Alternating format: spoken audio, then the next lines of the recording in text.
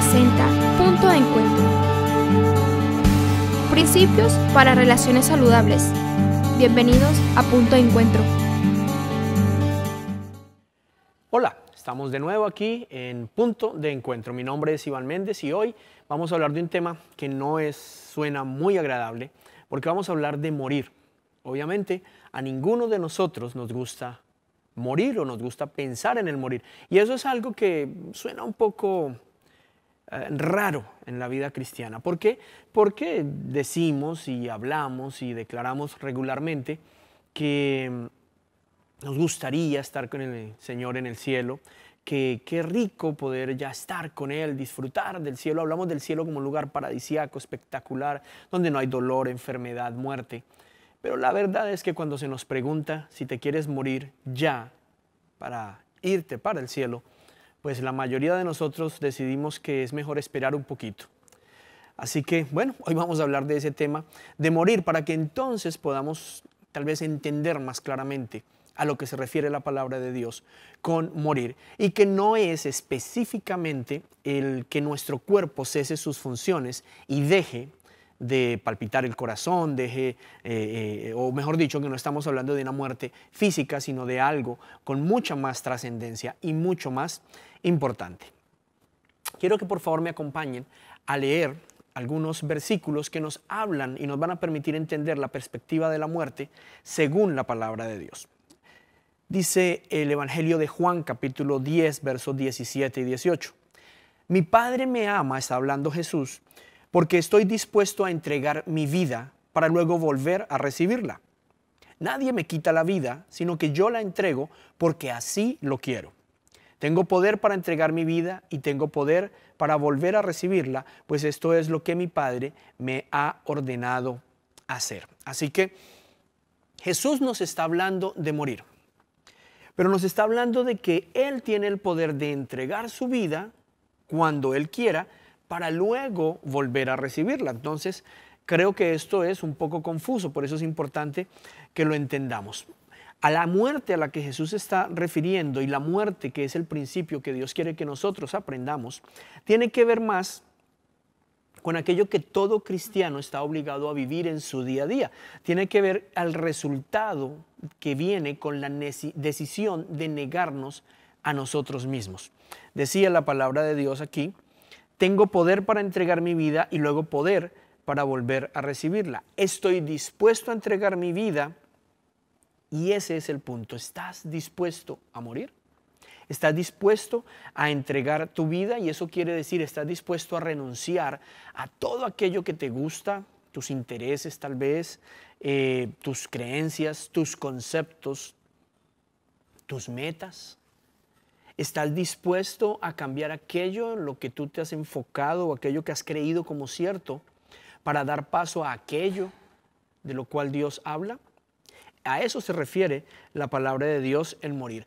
A dejar de lado o poder renunciar nosotros a nuestros conceptos personales para dejar que sean sus conceptos, para dejar que sea lo que Él dice en su palabra, o sea, Cristo Jesús. Y entonces de esa manera se haga la voluntad de Dios y no nuestra voluntad. Realmente morir significa no hacer nuestra voluntad para que se haga su voluntad en nosotros. Eso es lo que entonces glorifica al Señor. Cuando hablamos de glorificar al Señor, pues si te has preguntado qué es glorificar al Señor, aquí está una muy buena manera de entenderlo. Vamos a leer otra escritura. Lucas capítulo 9, verso 23. Lucas 9, verso 23.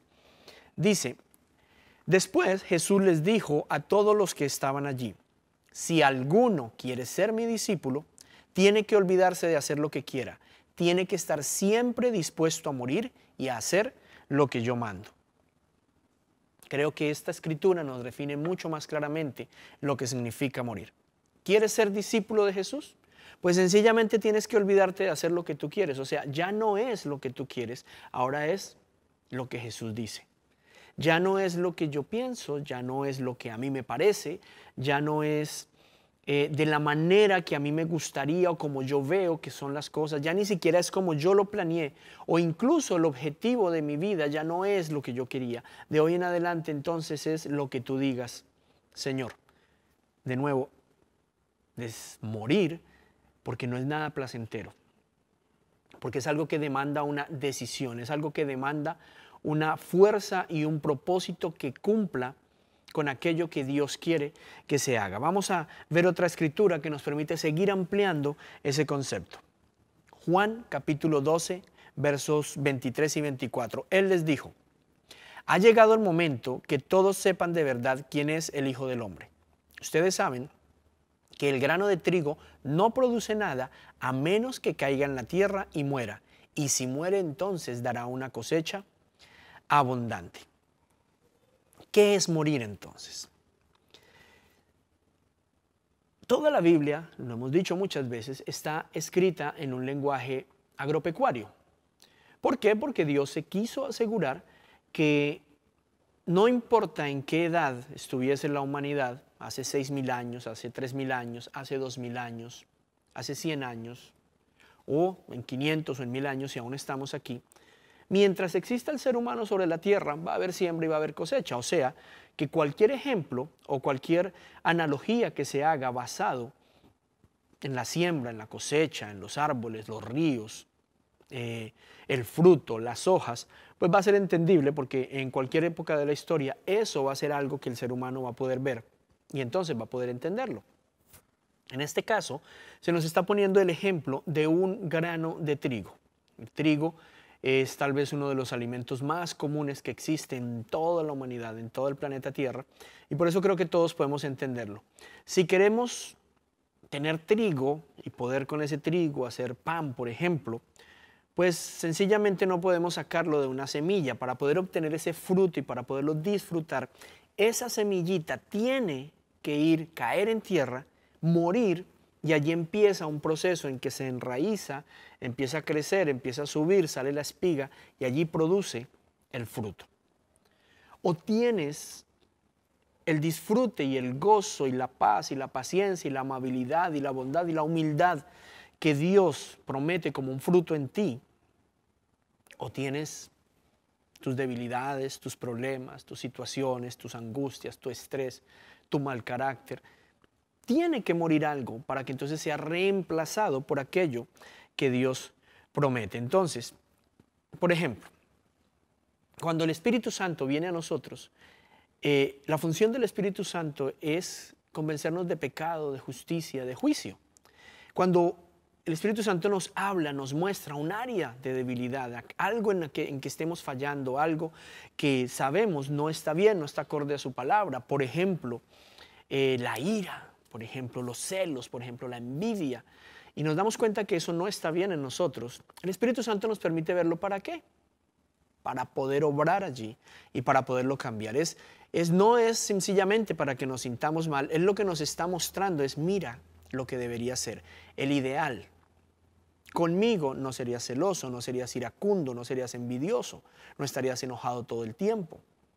Entonces, cuando el Espíritu Santo nos demuestra esto, la actitud nuestra o lo que se espera o lo que espera el Señor que haya en nosotros es que nosotros decidamos, primero que todo, tengamos la revelación de que eso no es su voluntad, de que eso no le agrada, de que eso no es lo que Él quiere en nosotros, y entonces podamos renunciar a aquello que no está bien para abrazar, para poder recibir todo lo bueno que Él tiene para nosotros. Pero si no renunciamos a algo, si no entendemos que está mal, si no nos arrepentimos y no tomamos la decisión de morir a esto, entonces no podremos, de nuevo, no podremos recibir lo que Él tiene para nosotros. Así lo hizo Jesús y Él nos da el ejemplo. Juan capítulo 17, verso 1.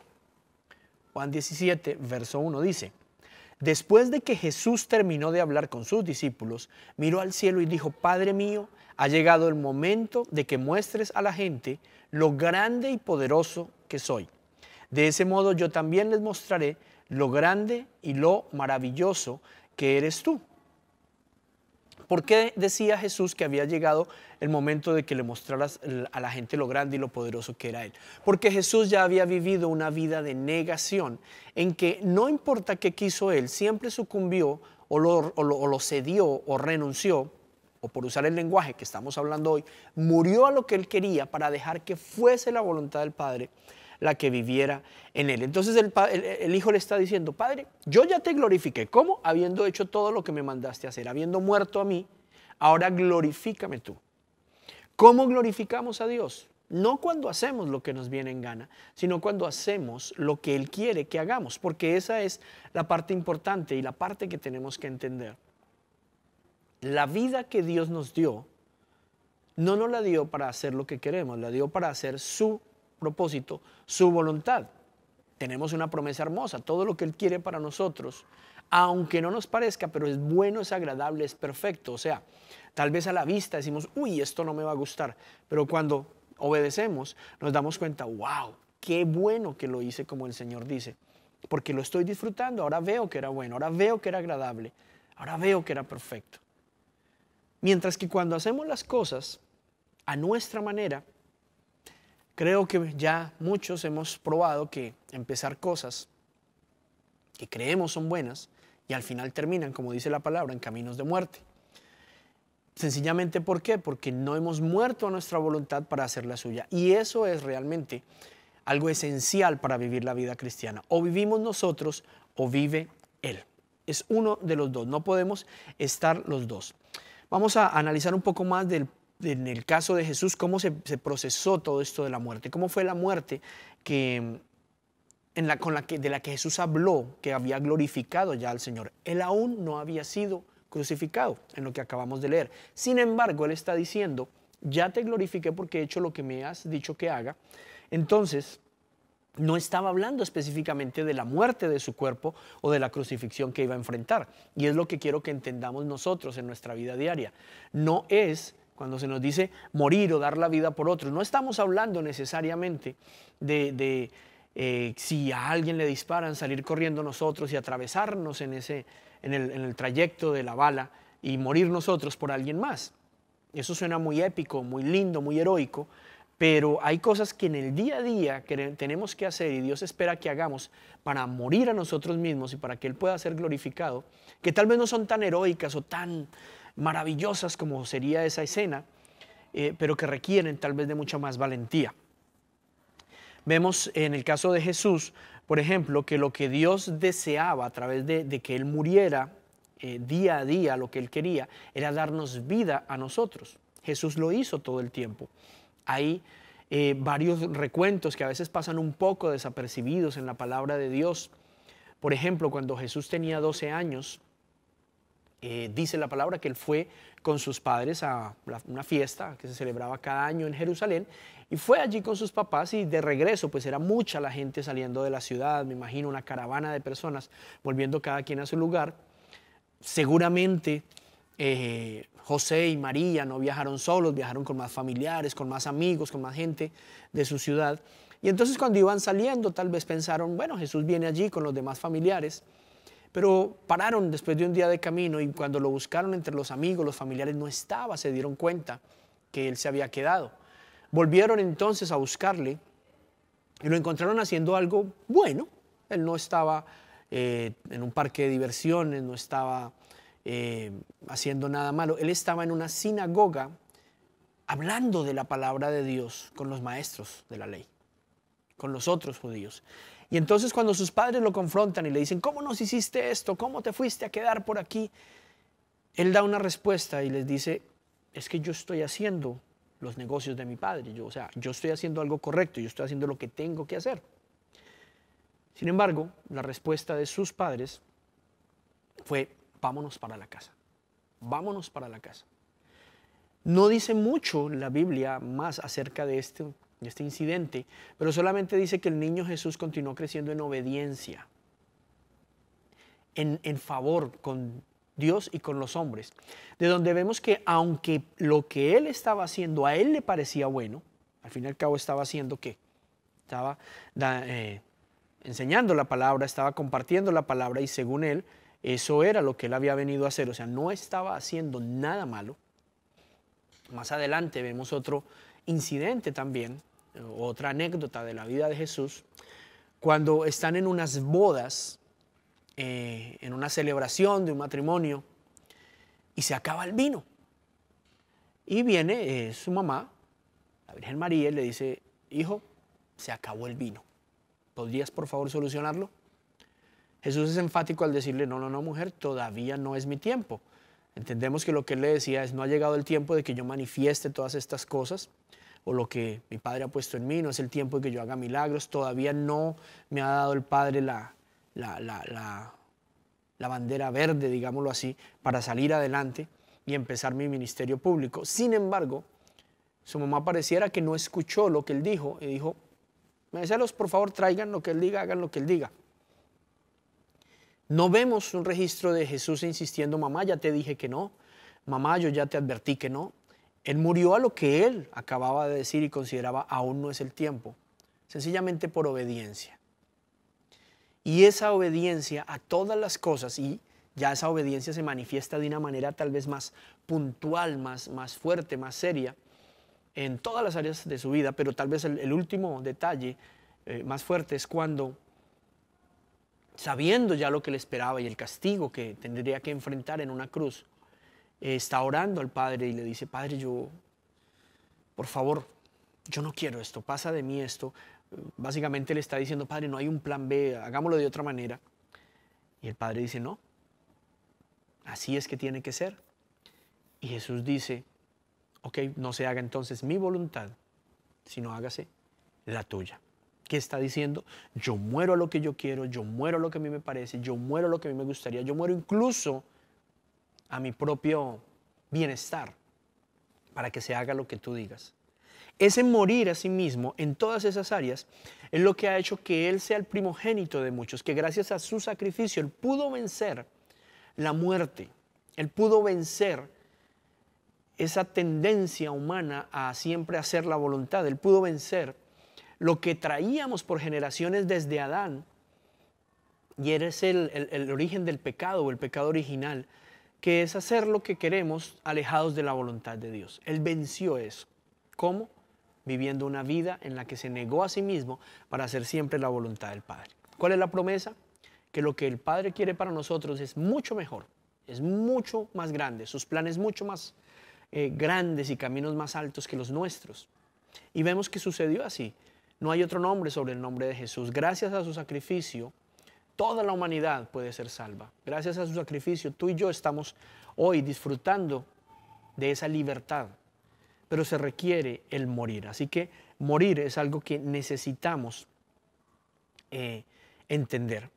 Hay una palabra muy hermosa en Gálatas 2:20 que quiero que revisemos. Gálatas 2:20 dice, en realidad también yo he muerto en la cruz, junto con Jesucristo. Y ya no soy yo el que vive, sino que es Jesucristo el que vive en mí. Y ahora vivo gracias a mi confianza en el Hijo de Dios, porque Él me amó y quiso morir para salvarme. Hay otras versiones que dicen, pues ya no vivo yo, mas vive Cristo en mí. Y lo que yo vivo ahora ya no lo vivo en la carne o en el cuerpo, ahora lo vivo en la fe del Hijo de Dios que murió y se sacrificó por mí. Si analizamos un poquito esta palabra, entendemos, ya no vivo yo, decía el apóstol Pablo, mas vive Cristo en mí. Ya no vivo yo. Para que yo no viva, quiere decir que yo he muerto. O sea, que para que Cristo y todo lo que Cristo es y toda la herencia que recibimos juntamente con Cristo esté en mí, viva en mí, para tener esa vida abundante, hay algo que yo tengo que hacer y es morir. Mas vive Cristo en mí. ¿Por qué? Porque ya no vivo yo. ¿Cómo vivo entonces ahora? Pues ya no vivo en mi cuerpo, ya no vivo satisfaciendo mis deseos, ya no vivo haciendo lo que a mí me da la gana. Ahora vivo creyendo, ahora vivo en la fe en Cristo, en la fe en el Hijo de Dios que murió y se sacrificó por mí. ¿Qué quiere eso decir? Que si la palabra dice, mira, esto es lo que hay que hacer, pues yo tengo que tomar una decisión. Yo tengo que decir, ok, vivo yo, satisfago mis deseos, me dejo llevar por lo que mi corazón quiere, o más bien rindo, muero a mí, miro qué es lo que el Señor quiere, lo hago como Él dice, y entonces ¿qué recibo? La vida abundante, la vida abundante, toda la herencia. Creo que uno de los dilemas más grandes en la vida cristiana, tal vez es el tuyo el día de hoy, posiblemente esté hablando algo que tú estás pensando, es ¿Cómo es posible que haya tantas promesas en la palabra? ¿Cómo es que Jesús promete tantas cosas, pero tal vez no las estoy experimentando? Tal vez no las estoy disfrutando, tal vez aunque quiero no las estoy viviendo. Pues espero que esta palabra traiga hoy una revelación a tu vida y entiendas, no es solo repetir versículos, no es solo aprendernos la Biblia, no es solamente vivir o practicar actividades religiosas, tal vez ir a un servicio los domingos, tal vez hacer otras cosas. Incluso a veces leemos la Biblia porque hay que leerla, pero no para meditar en ella y que se vuelva parte nuestra. Pero cuando entendemos estos principios, cuando entendemos el principio de muerte, es wow. Si quiero que Cristo viva en mí y quiero disfrutar lo que es la vida abundante en Cristo, pues no puedo coexistir con Él. Tengo que decidir quién va a reinar en mi corazón. El corazón es el motor que mueve nuestra vida, el que nos da la pasión para hacer las cosas. Pero ¿qué hay en nuestro corazón? Las emociones y los sentimientos. Esas emociones y esos sentimientos son los que nos dicen qué hacer. Es donde están los deseos. En el corazón es el asiento de nuestros deseos. Entonces allí lo que deseamos sale de allí y nos dice, quiero esto, haz esto, vive así, obtén esto. Y nosotros sencillamente nuestra mente empieza a ordenar todo para darle satisfacción a nuestro corazón. De manera que o satisfacemos nuestros deseos o morimos para que Cristo viva y sea Él el que tome ese lugar en nuestro corazón. Entonces ya no vivimos para satisfacer nuestros deseos. Sencillamente vivimos para satisfacer los deseos de nuestro Padre que está en los cielos. No suena bonito, no suena agradable, pero la buena noticia, no lo hacemos solos. Lo nuestro es una decisión. Ya la fuerza para hacerlo es el Espíritu Santo en nosotros. Ya no somos nosotros viviendo, sino que el Espíritu Santo da vida a Cristo en nosotros y lo que ya vivo yo, lo que vivo ahora yo, ya no lo vivo yo. Lo vive Cristo, quien es el que ahora vive en mí. Ahora, este principio de la muerte o de muerte es lo que va a permitir o lo que permitiría que la iglesia realmente tenga poder, tenga autoridad, tenga influencia. ¿Por qué? Porque si yo no muero a mí mismo, yo voy a estar haciendo lo que yo quiero siempre. Tú vas a estar haciendo lo que tú quieres. Todo el mundo va a estar haciendo lo que quiere. Solamente cuando morimos a nosotros y hacemos lo que Jesús dice, entonces la iglesia, que es el cuerpo de Cristo, va a obedecer lo que la cabeza dice y entonces la iglesia realmente avanzará como ese ejército, avanzará como esos embajadores de Dios que colonizan un territorio y cambian la manera de pensar, la manera de actuar, la manera de manejar las cosas, la economía, el lenguaje, la sociedad en general cambia. ¿Por qué? Porque ya cada quien no está haciendo lo que quiere, sino que todos juntos estamos haciendo lo que la cabeza dice. ¿Cómo se logró esa unidad? ¿Cómo llegamos a ese compañerismo? Pues sencillamente siendo uno, y para ser uno morimos a nosotros, a nuestro criterio, a nuestro parecer, a nuestra voluntad, para hacer lo que Él dice. Esto lo plasmó Jesús también allí en Juan 17, pero esta vez en el verso 20 al 22. Dice la palabra de Dios. Juan 17, verso 20-22. No pido solo por ellos, está orando Jesús, sino también por los que creerán en mí cuando escuchen su mensaje. Te pido que se mantengan unidos entre ellos y que así como tú y yo estamos unidos, también ellos se mantengan unidos a nosotros. Así la gente de este mundo creerá que tú me enviaste. Yo les he dado a mis seguidores el mismo poder que tú me diste con el propósito de que se mantengan unidos. Hay otras versiones, dice, Padre, te pido que ellos sean uno como tú y yo somos uno, y entonces el mundo creerá que tú me enviaste. Realmente para que lleguemos a ser efectivos como iglesia, para que lleguemos a vivir realmente todo el poder, la autoridad que el Señor ha prometido, se requiere que seamos uno, que estemos haciendo lo mismo, que tengamos nuestro mismo objetivo, el mismo propósito, que avancemos en pos de lo mismo, que logremos cambiar, avanzando la mentalidad de Cristo, cambiar territorios completos. ¿Cómo se puede hacer? Si somos uno, si estamos unidos y pensando y actuando conforme a Cristo y no a nosotros. No hay manera de que eso se lleve a cabo si no es muriendo a nuestros propios deseos, a nuestros propios afectos, a nuestros propios planes.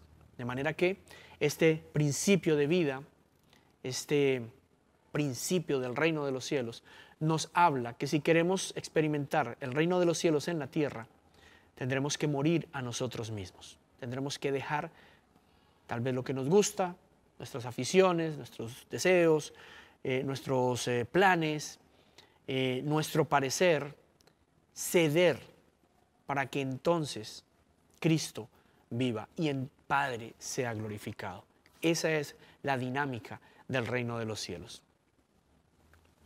Vemos entonces que morir tal vez no es algo dolorosísimo en la carne, en el cuerpo, tal vez no es algo a lo que nosotros morimos físicamente, pero es morir a nuestra voluntad. Si podemos cerrar este principio, ¿qué significa morir? Morir a nuestra voluntad, dejar de hacerlo como nos da la gana para hacerlo como Él dice. Es morir a nosotros para que viva Él. Eso significa el principio de morir. No lo podemos hacer solos, no tenemos la fuerza, el poder para hacerlo solos, así que es por eso que dejamos que Él lo haga. La única manera de hacerlo entonces será buscarle cada día, como dijo el Señor Jesús, acabamos de leer su palabra. Aquel que quiera seguirme, aquel que quiera ser mi seguidor, mi discípulo, tiene que morir cada día, tomar su cruz y seguirme. Negarse a sí mismo cada día, tomar su cruz y seguirme. De manera que bueno, te doy gracias por haber estado y haber escuchado este principio, el principio de muerte.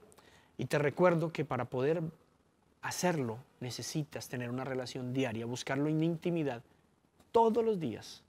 Y Él en ti lo hará posible. Morirás a ti, pero tendrás su vida. Aquel que quiera tener la vida de Jesús ha de morir a la suya. Porque si queremos conservar nuestra vida, no podremos disfrutar de la vida abundante que Jesús ha traído a nosotros. Te doy gracias, te bendigo y espero que puedas morir bien.